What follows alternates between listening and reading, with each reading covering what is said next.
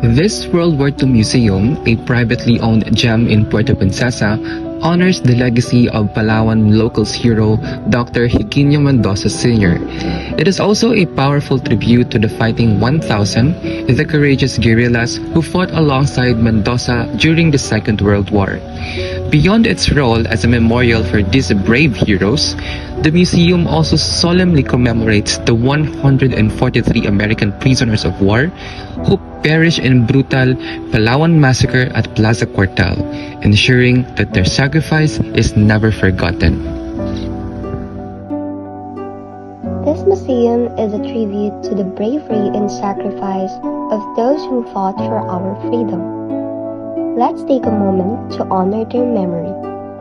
Each name represents a hero, a son, a brother, a husband, and a father who answered the call of duty and fought for our country's freedom.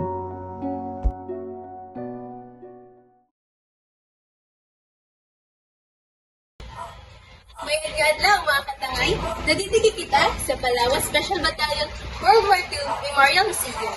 The Explorer, Amos!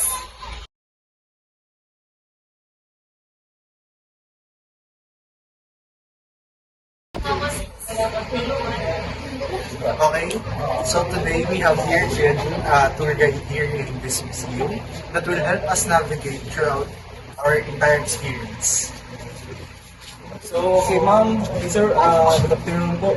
So, ako po si John Martinez, welcome po sa Palawan Special Battalion World War II Memorial Museum. So, ang museum po namin ay isang private museum. Pagmamayari po ito ng mga members sa family. Inupin po nila ito sa public ng December 7, 2011. So, 14 years na po. So, dito po sa mga picture sa nakikita niyo dito, ito po yung mga picture ng mga class ng mga massacre, Plaza Cuartel. So, 149 sila, 39 na sinunod sa tunnel. So, ito yung mga massacre. Sila rin po yung mga nagutos sa mga Japanese. Ito yung pinakamataas nila. Tapos, ibuto siya dito, nasunugin ng mga Pilipino sa mga Amerikano. So, ito makikita nyo rin po yung mga buto, yung mga pinasunugan. So, yung isa po na si Don Slot, nakabalik pa ng 2009 dito sa Palawan. Siya po ang nagpa-renovate ng Plaza Cuartel. So ngayon, ang katabi niya, yan po si Sir Paddy Mendoza. Yan po ang owner ng museum. Saka po yung jeep po sa likod, yan po yung second floor. So dito po tayo, meron po tayong picture ceremony. Pag-surrender ng mga Japanese sa Pagpipili. So dito po may picture tayo ni Manuel Quezon, nakapunta siya ng Palawan. Ito rin po. Saka ito po yung Captain Giban, 1945. So sa Biwok po, 1945, makikita nyo yung picture ng Biwok. Sa picture. So dito po sa kabila, mayroon rin tayong picture dito ng 1945. Dati ang runway natin dito sa Palawan, dalawa.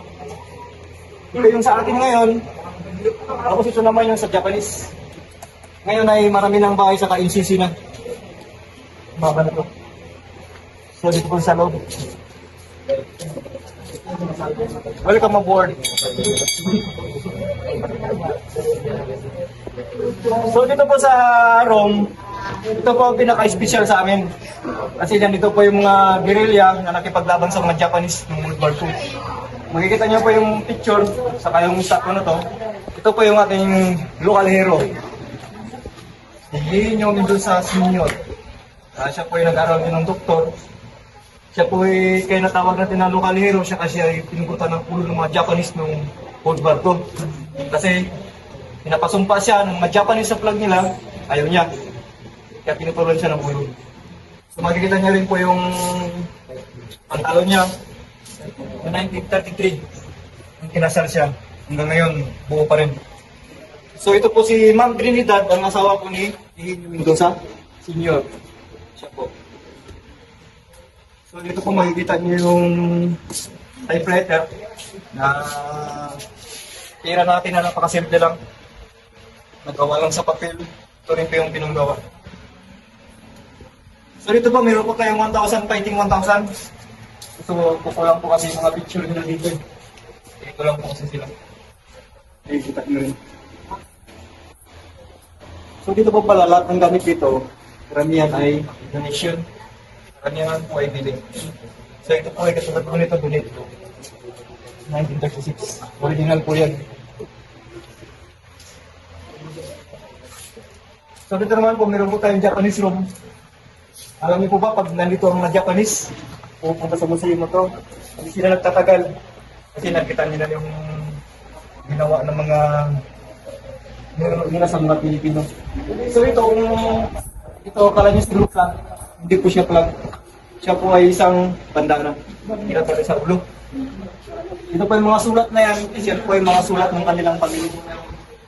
Pag pinaubusan na sila ng bala, yan po yung gagawin nila, kinatahan nila sa ulo, tapos yan na, magigipaglaban na sila sa mga Pilipino at Amerikano.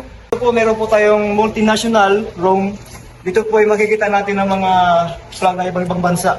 Kumbaga po ito ay, pasok po tayo dito. So po dito, meron po tayong Australia. Australia po, makikita nyo rin po yung uniform nila sa mga picture. Meron po tayong Germany. Germany po.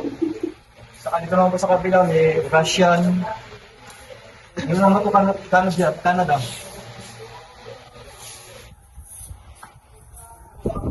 Tayong flag ng Taiwan, China. So dito makikita natin yung mga gamit ng mga Amerikano ng panahon ng gera. Mayroon po mga bayonita, may mga granada. Dito po makikita nyo rin po yung ibang helmet. Dito loob. May mga helmet ng mga Amerikano, iba-ibang bansa, may Britannia, may France. So dito po sa kabila mayroon tayong France sa Italy. Yan po mga original na mga uniform nila sa mga uniform. Okay po. So dito meron pa po isa. Dito po yung makikita nyo yung mga bayonita. Makikita nyo kung gaano kaitim yung bayonita ng Japanese. Kasi makikita nyo na grabe kakalawang, ibig sabihin marami na siyang tinukang buhay. Kaya makikita nyo, grabe ang kalawang niya. So dito po tayo. So ito pong picture na to, ito po ang picture ni Sir Buddy Mendoza, ang naggawa ng museum na to. So siya po ay naging first pilot ng Palawan. Siya po ang unang piloto na nakapalipad ng aeroplano dito sa Palawan. Ito po siya. Bata pa siya. Si Captain Buddy Mendoza. So naging national director din po siya ng Philippine Coast Guard Auxiliary ng 2010 at 2012. After martial law, naging vice mayor siya. Ito rin yung picture niya. So, ito po yung tribong ko yun noon. Kumbaga, di isad mong Palawan, mga 5 days ng pangataw, mga kuyo nun, sana ang pinaka tribon. Kumbaga, tanang Dumara, Sir Buddy Mendoza. So, dito po, makikita nyo yung donate ni Rodriguez na payment natin. So, ito po yung mga gamit ng mga pilot. Tapos meron din po tayong 12 Chinese zodiac sign. Kaya makikita nyo po dito. So ito po, ipapakita ko sa inyo kung bakit si Captain Jesus Villamor, kaya nagkaroon po tayo ng Villamor LD sa Maynila. Dahil po Jesus Villamor, siya po kasi ay pinakamagaling na piloto sa Pilipinas. Siya po ay nakipaglaban sa mga Japanese ng World War II.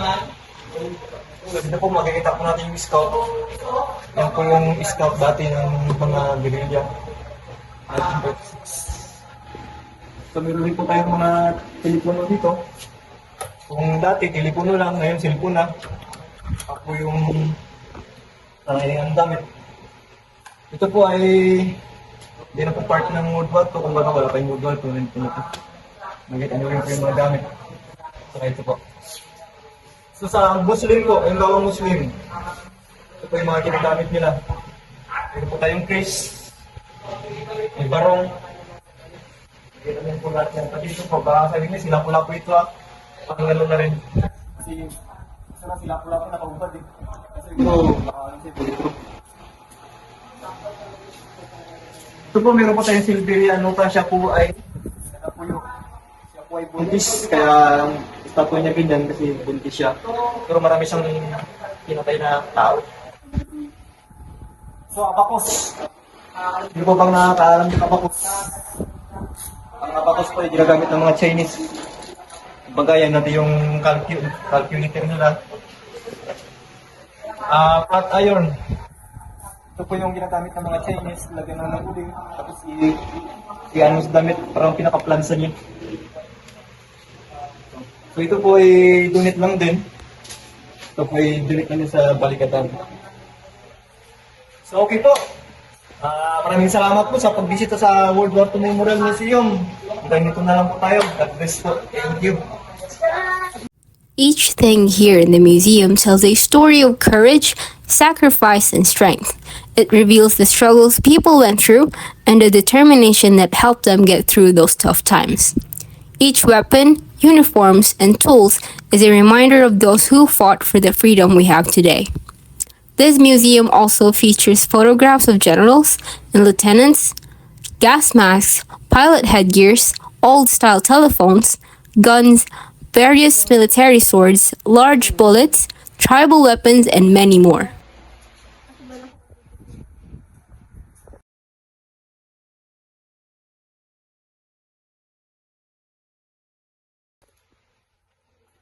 Let's explore and honor our heroes who paved the way for a peaceful present, where this is a place for remembrance and gratitude for their service and sacrifices.